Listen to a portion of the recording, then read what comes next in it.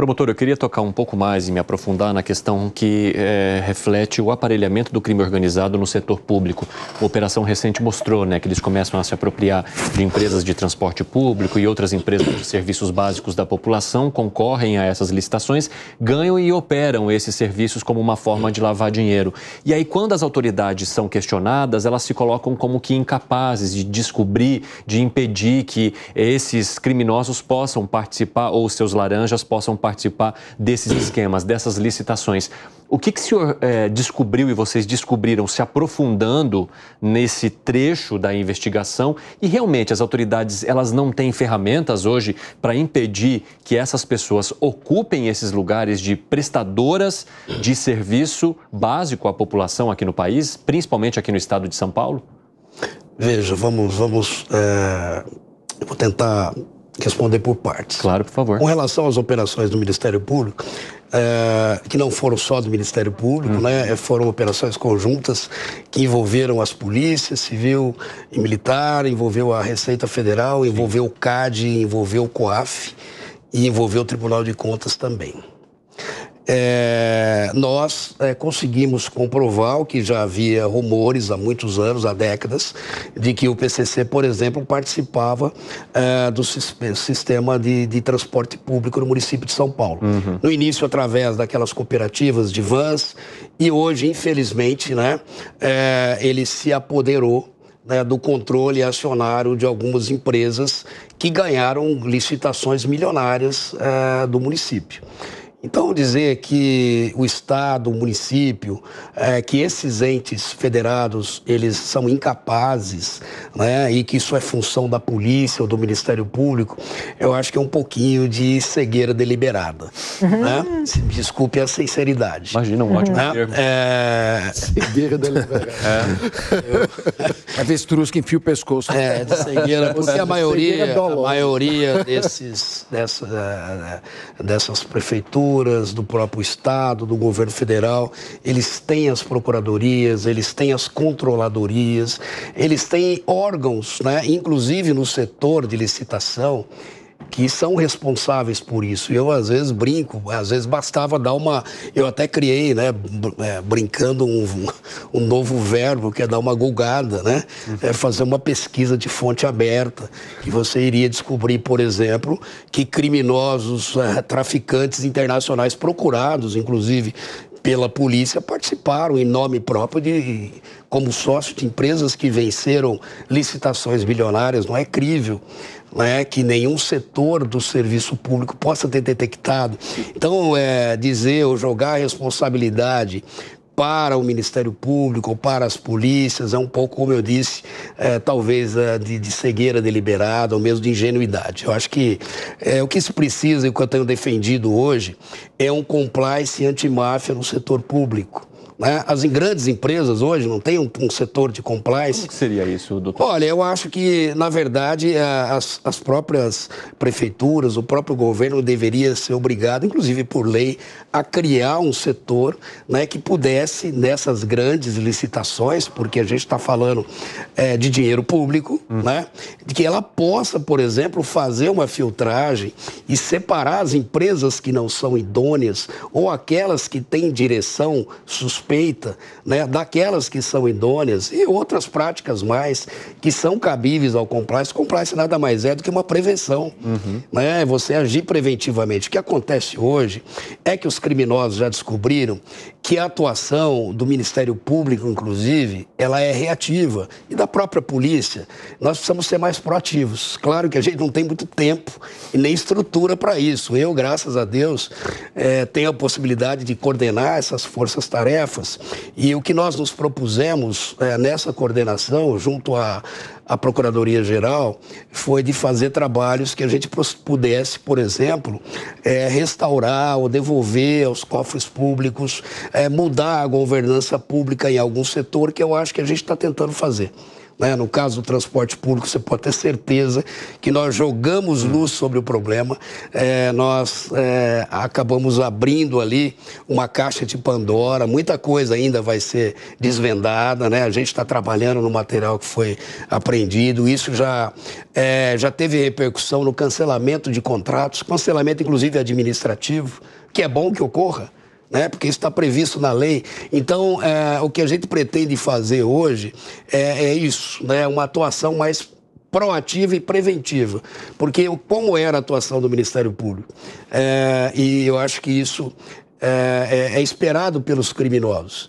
Então, eles cometem algum crime de licitação, o Tribunal de Contas vai detectar isso, mas a posteriori, porque o corte do Tribunal de Contas, para que ele possa acompanhar uma conta em tempo real, um contrato, por exemplo, é da ordem aqui de mais de 100 milhões de reais, no caso da Prefeitura de São Paulo.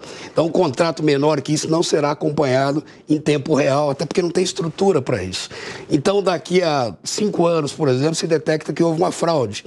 Então, o Tribunal de Contas já fez todo o trabalho, vai encaminhar, depois de reprovadas as contas, ao Ministério Público. Você imagina que eu vou receber isso 3, 4, 5 anos depois, para instaurar um procedimento, um inquérito civil, e aí depois mover uma ação penal, uma ação civil pública, que vai levar mais 20 anos para terminar. E quando eu mover essa ação, certamente eu não vou conseguir recuperar o dinheiro que foi fraudado. No caso da Operação Fim de Linha, nós conseguimos recuperar já de plano mais de 800 milhões de reais. Nós afastamos todo o conselho, toda a diretoria dessas empresas em uma medida inédita, né, que pouca gente soube que foi feito e foi pouco divulgado.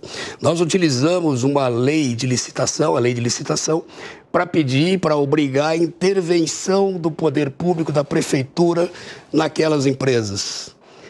Então, numa cautelar criminal, nós utilizamos o quê? Nós utilizamos a lei de licitação pública para poder fazer essa intervenção. E detalhe, para que não houvesse interrupção do fornecimento do serviço. Esses ônibus não podiam parar.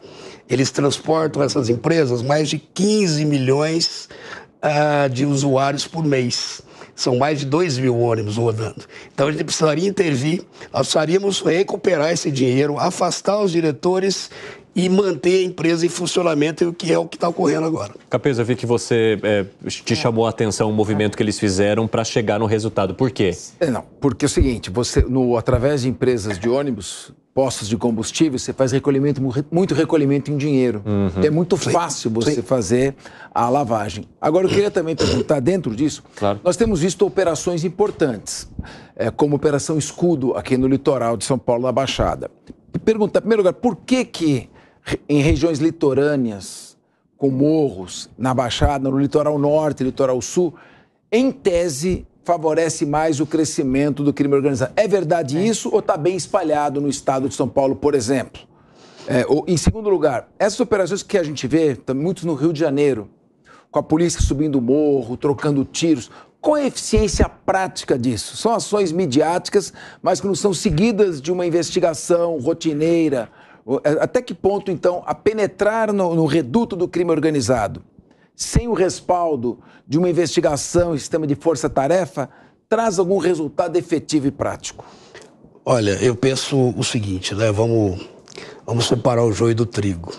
Infelizmente, no estado de São Paulo, há 10 anos atrás, pelo menos, eu não me lembro de nós termos nenhuma região do estado em que não fosse... em que fosse território, por exemplo, que a polícia não pudesse entrar de maneira livre. Isso há 10 anos atrás, eu, por exemplo, tenho muito contato com policiais, civis e militares, era impensável, por exemplo, na Baixada, de criminosos atirarem numa viatura da rota, por exemplo, e matar um policial, ou mesmo um policial civil, não é? Coisa que já acontece há décadas no Rio de Janeiro. O crime organizado, para que ele possa florescer, ele precisa do domínio do território. Isso é inexorável o crescimento do crime organizado. Então, se existe hegemonia, nós temos que pensar também que se eles são hegemônicos, eles existem em determinado território, principalmente aonde eles estão ali, por exemplo, produzindo a cocaína, né, que a gente chama de virar a cocaína, produzir o cloridrato, a pasta base e transformar com os insumos em cocaína, aonde eles fazem a distribuição da droga ou do dinheiro. No caso da Baixada, a gente tem a questão do Porto de Santos, né? Que é uma situação muito importante. 60% do tráfico internacional do país passa pelo Porto de Santos. Isso é matemático, né? Não sou eu que estou dizendo. Então, evidentemente que naquela região nós vamos ter uma concentração maior de criminosos. O que ocorreu de uma década para cá é que o Estado perdeu o território. Então, assim, em alguns morros, os criminosos acabaram tendo uma preponderância.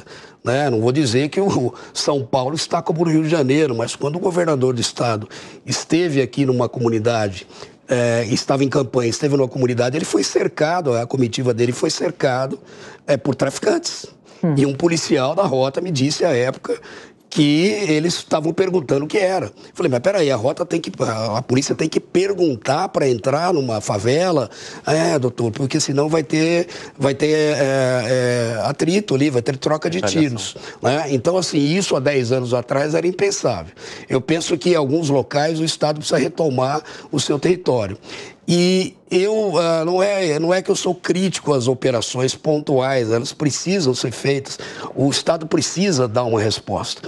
Agora, é claro que nós precisamos aí das ações de investigação, seja da Polícia Civil junto com o Ministério Público, e aí poderíamos envolver a Polícia Federal, porque a gente está tratando, por exemplo, do Porto de Santos.